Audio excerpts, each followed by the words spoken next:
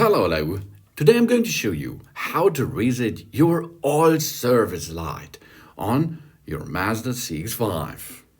We are sitting inside our car and we performed an oil change, okay? We changed all the entire oil in this vehicle and in the engine of the vehicle. And then we have to read that the settings that the counter is back on normal way again. This we can perform by using our hand and this car. We do not need a scanner for it. We do not need any special tools for it. The only thing is we have to switch on the car, but only the ignition, not the car itself, not the engine. Then we can see here that's the computer system, and the computer system is navigatable by using this rotary knob and push for agree. So we go to it and have now the communication, entertainment, and application. Let's go to application.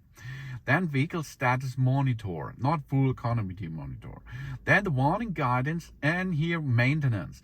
The oil change is a maintenance job. So we go to maintenance. You can see the schedule time for a service and the tire rotation. And here is the oil change. If we change the oil, we can make a reset here. Okay, the next distance to do that is in nearly 7,000 kilometers, but we performed it right now. And if you performed this oil change, you can go to reset and make a reset of the oil change. And here again, we are back in 10,000 kilometers. That's awesome.